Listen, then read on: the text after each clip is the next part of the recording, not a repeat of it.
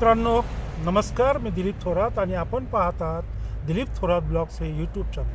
मित्रांनो, या सदरामध्ये आज आपण जी काही घटना पाहणार आहोत किंवा जो काही व्हिडिओ पाहणार आहोत, हा व्हिडिओ एक आगळा वेगळा विषय मी आज तुमच्यासमोर घेऊन येत आहे. आणि हा आगळा वेगळा विषय म्हणजे जगाचा पोशिंदा माझा बळीराजा.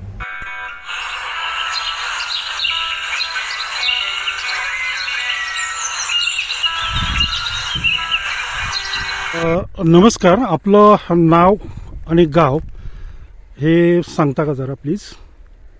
माझं नाव सुरेश थोरात, तेजेवाडी हे माझं गाव आहे आणि ही माझी आंब्यांची बाग आहे.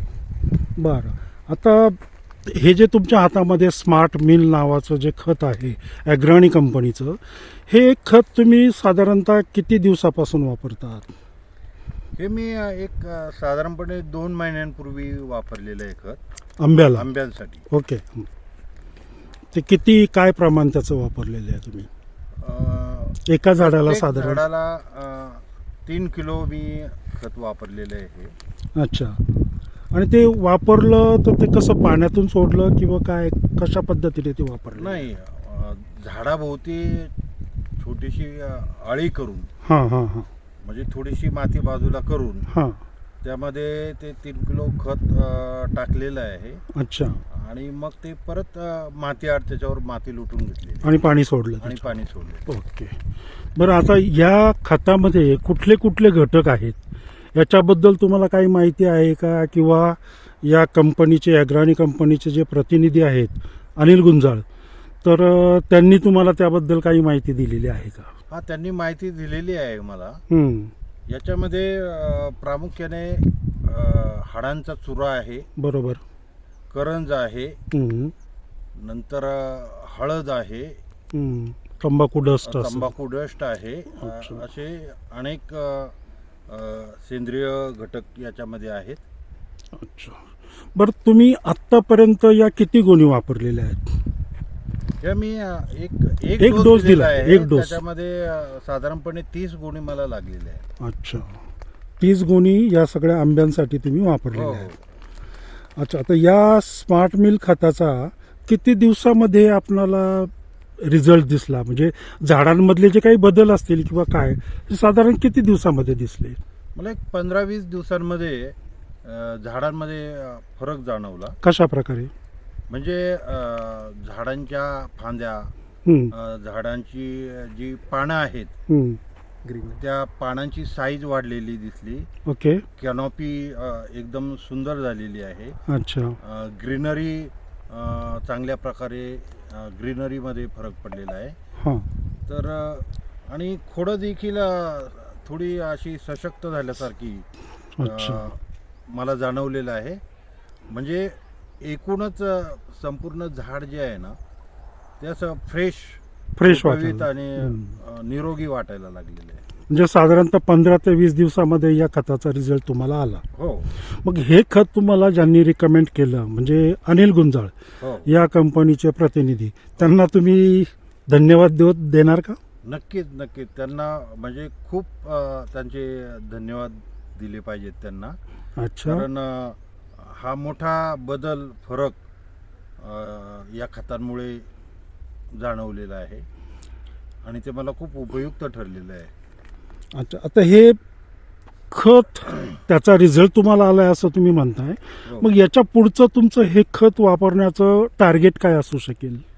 म्हणजे आता पुन्हा आंब्याला तुम्ही किती दिवसांनी वापरणार आहात? नाही, मी आता हे अगोदरचा जो डोस टाकलेला आहे 3 तो किलोचा एक ट्रायल बेसिसवर टाकला होता. ओके, परंतु आता हार्वेस्टिंग नंतर जो बेसल डोस मला द्यायचा आहे आंब्यांना, तर ते मी प्रत्येक झाडाला 5 किलो ओके, याप्रमाणे तो बेसल डोस द्यायचं नियोजन आहे. 5 किलो म्हणजे जवळजवळ तुमच्या 50-60 गोणी होतील जवळजवळ. मग मध्ये तुम्ही हार्वेस्टिंगच्या मध्ये हा डोस का नाही देऊ इच्छित? काय आता साधारणपणे मोहर निघायला लागल्यानंतर शक्यतो झाडाला डिस्टर्ब करायचं नाही आहे. अच्छा, झाडाला ताण द्यायचा आहे. त्यामुळे पाणी द्यायचं नाही. पाणी द्यायचं नाही, त्यामुळे ते खत पाणी द्यायचं नाही. द्यायचं नाही तर मग ते खत टाकल्यानंतर थोडं पाणी द्यावं लागेल. 100% ते होणार नाही, म्हणून हार्वेस्टिंग नंतरच बेसल डोस द्यायचा विचार आहे. बरं, या खतामुळे तुम्हाला तुमची जी माती आहे, खोडाजवळची जी माती आहे, तिच्यामध्ये काही बदल आढळले का? हा 100% बदल आढळलेला आहे. कुठल्या प्रकारचे? म्हणजे जिथे आळं करून खत टाकलेलं होतं हां. त्या आळ्याच्या आतमध्ये आणि बाहेरच्या काही भागापर्यंतची माती अशी भुसभुशीत झालेली आहे. ओके. हां हां हां हां. आणि म्हणजे एकदमच भुसभुशीत माती झालेली आहे.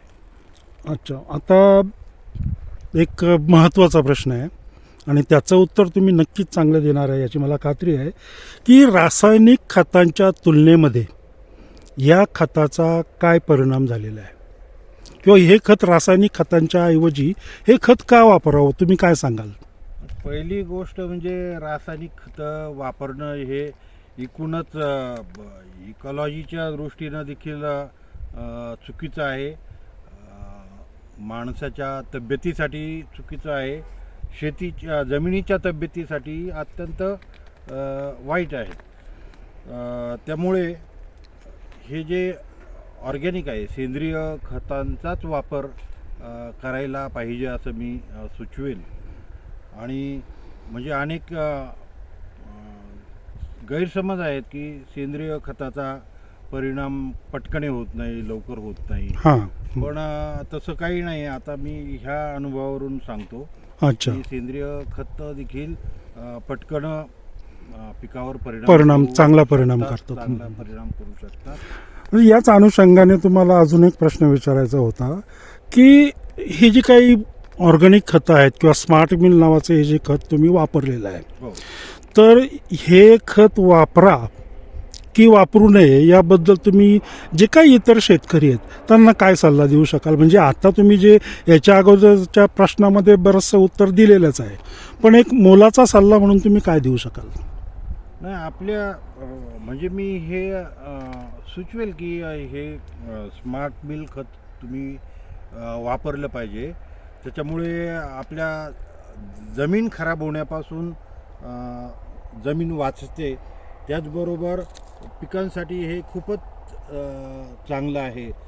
रासायनिक खतांचा रेसिड्यू आपल्या फळभाज्यांमध्ये किंवा पालेभाज्यांमध्ये येतो, तो प्रश्न उद्भवणार नाही.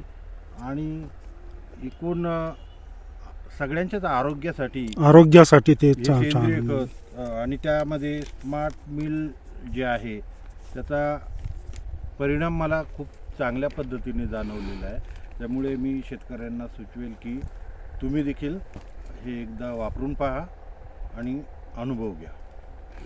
धन्यवाद. हे होते तेजेवाडीचे शेतकरी, आंबा शेतकरी सुरेश थोरात यांनी या खताबद्दल, स्मार्ट मिल खताबद्दल वापरलेलं आहे आणि त्याबद्दल बरीचशी चांगली पॉझिटिव्ह अशी माहिती त्यांनी आपल्यापर्यंत पोहोचवलेली आहे. त्यांनी शेवटच्या प्रश्नाचं जे उत्तर दिलं की तुम्ही लोकांसाठी, जनतेसाठी, इतर शेतकऱ्यांसाठी जे काय सांगाल, तर त्याचं पालन आपण प्रत्येक शेतकऱ्याने करावं अशी विनंती करतो. नमस्कार सर. हे जे काही खत आहे स्मार्ट मिल, म्हणजे आत्ता आपण ज्या शेतकऱ्याची तेजेवाडीमध्ये एक मुलाखत घेतली, त्यांनी ते खत वापरलेलं आहे आणि त्याचे रिझल्ट त्यांना अतिशय उत्तम असे आलेले आहेत. तर ते हे जे खत ज्यांनी पुरवलं ते कंपनीचे प्रतिनिधी अनिल गुंजाळ माझ्यासोबत आहेत. तर अनिल गुंजाळ यांच्याकडून आपण या खताबद्दल बरीचशी माहिती आपण घेऊया. हेच खत का वापरायचं ही माहिती त्यांच्याकडून आपण घेऊया. नमस्कार अनिलजी. नमस्कार सर, आत्ता आपण शेतकऱ्याची मुलाखत पाहिलेली आहे आणि हे जे काही स्मार्ट मिल हे जे खत आहे तुम्ही लोकांना देता, तर हे साधारणतः जुन्नर तालुक्यामध्ये याची कुठे कुठे म्हणजे उपलब्ध होतं? सध्या कुठल्या दुकानांमध्ये हे मिळतं? आता कारखाना फाट्यावरती असेल तर शेतकरी ॲग्रो सर्व्हिसेस कारखाना फाटा मंगेश भोर. अच्छा. एंदे उरेला वेदांत ॲग्रो, बनकर फाट्यावर टायगर झोन. अच्छा. प्रोड्युसर कंपनी आहे आणि खोडद आहे. म्हणजे सर्व थोडं म्हणजे नारायणगाव. नारायणगाव. अच्छा, म्हणजे बऱ्याच ठिकाणी तुमचं ते डिस्ट्रीब्यूट होत आहे. आता मला सांगा अनिलजी की हे जे खत आहे हे महिन्याला तुम्ही साधारण याची किती विक्री करता? महिन्याला साधारण 100 मेट्रिक टन जातं. 100 मेट्रिक टन. हो. अच्छा. आणि मग तुम्ही या खताबद्दल काय सांगाल? म्हणजे या खतामध्ये काय काय कुठले कुठले घटक आहेत? म्हणजे ह्या सगळ्या गोष्टी आपण काय करतोय, कुठलं खत टाकतोय हे शेतकऱ्याला माहिती नाही. त्यामुळं मग याच्यामध्ये कुठले कुठले घटक आहेत तुम्ही काय सांगाल? तर स्मार्ट मिल हे ऑर्गॅनिक मॅन्युअर आहे. ओके. त्याच्यामध्ये हाडांचा चुरा, हम्म. हळद पावडर, तंबाखू पावडर, एरंज करंज म्हणजे निंबोळी पेंट पण मिक्स आहे. अच्छा. आणि हे सर्वस्व कंबाईन केलेले खत आहे. ओके. म्हणजे तुम्हाला सर्व काही एकाच बॅगमध्ये मायक्रोन्युट्रंट वगैरे हे न्यूट्रिएंट्स सगळं वगैरे सर्व आहे. सगळं रॉक याच्यामध्ये. फॉस्फेटमध्ये आपण बनवलेलं आहे ते. अच्छा. आणि त्याचा उपयोग असा आहे का तुम्ही एकदा जर का म्हणजे कोणत्याही पिकाला वापरलं मला तुम्ही फळझाडं, फुलझाडं सर्वांना वापरू शकता. हम्म. त्याच्यापासून तो जमिनीचा पोत वगैरे चांगला सुधारतो. प्लस फुटवा, काळोखी, ग्रीनरी वगैरे चांगली येते. मग थोडक्यात काय की जमिनीचा जो सेंद्रिय कर्ब आहे तो वाढवायचं काम करतो. वाढवायचं काम करतो. अच्छा. हे जे काय खत आहे या खताचे वितरक म्हणूया आपण किंवा कंपनीचे प्रतिनिधी म्हणूया आपण, तर त्यांना कॉन्टॅक्ट करण्यासाठी खाली नंबर त्यांचा मी दिलेला आहे, तो बघा. आणि अनिल गुंजाळ यांना या खतासाठी तुम्ही 100% कॉन्टॅक्ट करा. खत वापरून बघा मित्रांनो, 100% याचे रिझल्ट चांगले आहे असं मी अगदी ठोकपणे सांगू शकतो. नमस्कार.